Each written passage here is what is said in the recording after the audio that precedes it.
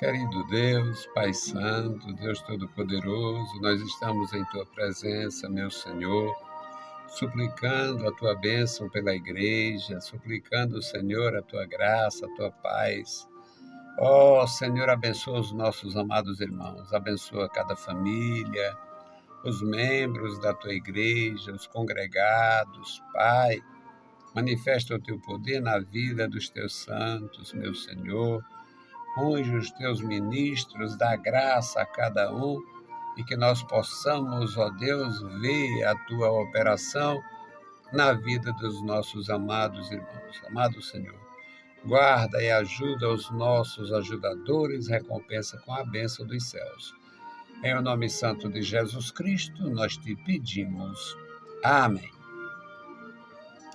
Saudamos a todos com a paz de nosso Senhor Jesus Cristo. Voltamos para apresentar a palavra ao amanhecer.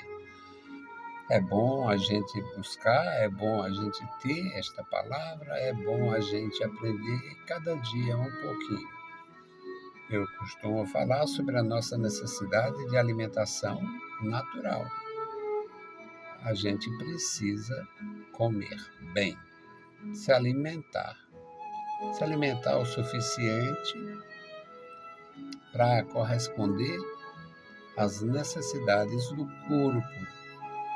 Portanto, a criação da energia necessária para as nossas atividades é mediante a alimentação. E nossa alma precisa. Existia uma editora dos cristãos antigos, e se não me falha a memória, era Emprevan. E o slogan da Emprevan era Enriqueça sua alma. Orlando Spence escreveu muito, publicou muito através deles. Muitos missionários, muitos ministros de Deus de várias denominações usavam a Emprevan.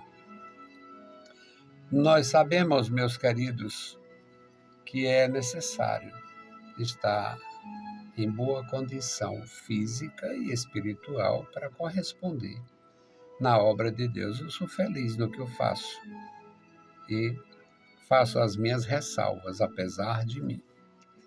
O nosso texto, Salmo 72, versículos 16 a 19, e nós vamos aprender juntos. O nosso Deus não trabalha, não tem surpresa, claro.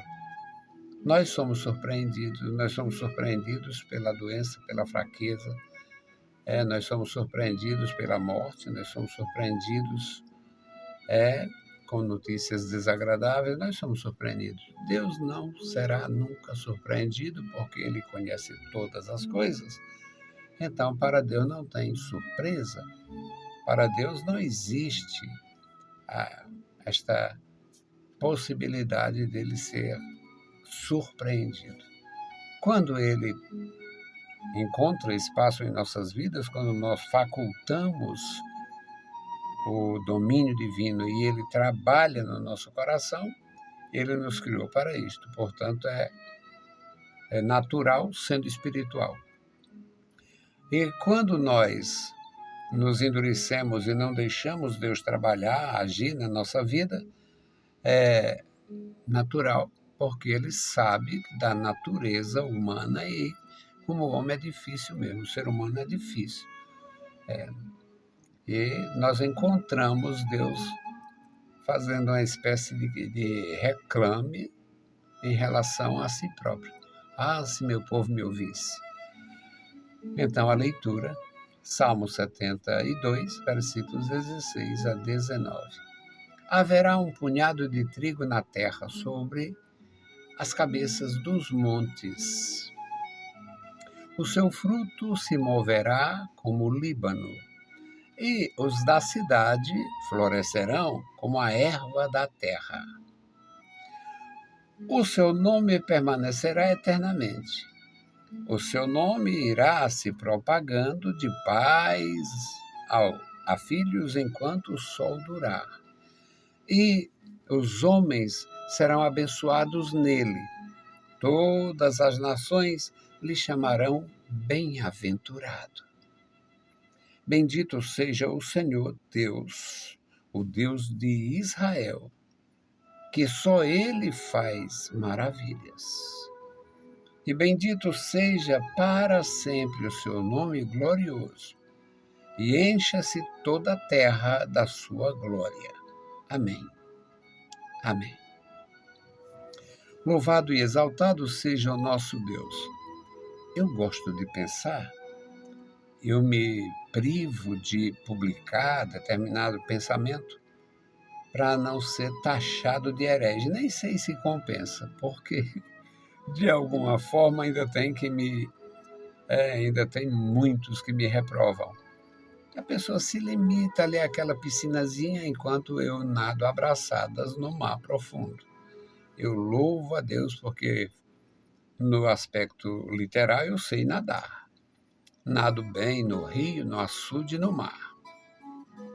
Eu encaro muito bem. Rio, açude, lagoa e mar. Lagoa, rio, açude e mar. Gosto de mergulhar, gosto de nadar, nado em várias posições. E no que diz respeito a este mar de Deus, eu também nado. Adoro aquela leitura do Ezequiel, aquela visão. Entrar nas águas e as águas cobrindo os pés, depois águas dando a altura dos joelhos, água na altura da cintura e águas que era necessário nadar. Quando falta terra, então tem que ir no braço. Eu gosto muito daquele texto de Ezequiel. E, pelo fato de eu pensar muito, eu identifico o punhado de trigo na terra com os fiéis, que Deus sabe, este é meu servo, esta é minha serva, estes são fiéis, estes estão comigo, estes não se envolvem com política, estes não se envolvem com economia.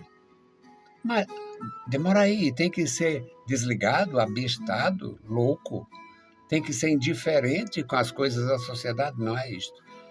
Mas é que os que têm aliança com Deus não vão entrar numa podridão de uma fossa política para estar xingando a mãe do outro e sendo xingado. Quando você vê um tal pastor, um tal ministro, e hoje tem uma coja de apóstolo, quando vê essa coja envolvida em coisas dessa natureza, não é com boa intenção. Pode ficar certo, não há boa intenção. Não há boa intenção. Quando você vê o sujeito criando organizações, igrejolas e fundações, e um monte de coisa, não é interesse espiritual, não é pensamento no Evangelho e nem na salvação das almas. É malandragem, vivacidade, qualquer coisa de outro nível. O punhado de trigo mencionado aqui, Salmo 72:16, não existe outra possibilidade a não ser a Igreja de Deus. Na antiga aliança, Israel. Antes da aliança mosaica, os patriarcas. E Deus teve esses adoradores, um punhado de trigo. Imagina a Caldeia. Imagina a Caldeia superpovoada para a época. E lá de Ur dos Caldeus, Deus tira um casal, Abraão e Sara. Imagina 5 cidades dos filisteus. Por incrível que pareça, existia filisteu temente, como é o caso de Abimeleque, um rei que reprovou Abraão. Reprovou Abraão. Abraão morrendo de medo, porque estava em terra estranha, ele sabia a violência. E ele quase que ele desmancha, quase que ele destrói o casamento de Abraão. Porque a Sara era minha irmã do Abraão e eles se combinaram para falar só disto. que ela era irmã. Na época patriarcal, podia casar irmão com irmão. No caso, irmão, meio-irmão. Ela era filha do pai do Abraão, mas não era filha da mãe do Abraão. Então, existia essas coisas. Um rei supostamente pagão e tinha temor de Deus. Deus deu visão, mostrou. Aconteceu. Deus protegendo seus servos e falando com aqueles que tinham temor. Então, um punhado de trigo na terra, na minha visão, na minha compreensão, é a quantidade mínima dos servos de Deus, resgatado, redimido, consagrado, verdadeiramente dedicado ao Senhor, sem fazer frente à multidão de pessoas livres, entre aspas, que compõe a população da Terra, quase 8 bilhões. Então, o punhado de trigo na Terra, digamos, de toda a Terra, o equivalente às Américas é que seria o punhado de trigo. De todas as Américas, o equivalente ao Brasil, por exemplo, seria um punhado de trigo, em relação a todas as Américas. A América do Norte, a América Central e do Sul. Então, o punhado de trigo é uma quantidade limitada de pessoas absolutamente consagradas. Na época do dilúvio, o punhado de trigo de Deus eram 4 famílias. Noé com a esposa, 3 filhos criados e casados, portanto, 3 filhos e 3 noras. Era o punhado de trigo e Deus não precisa mais do que um punhado. Deus não precisa mais do que um punhado. Haverá um punhado de trigo na terra, plantado sobre os montes, o seu fruto se moverá como o Líbano. O Líbano nunca está triste. O Líbano está triste no outro aspecto, mas o Líbano é verde permanentemente. O Líbano tem a sua característica toda especial. A comparação é esta. E os da cidade florescerão como a erva da terra.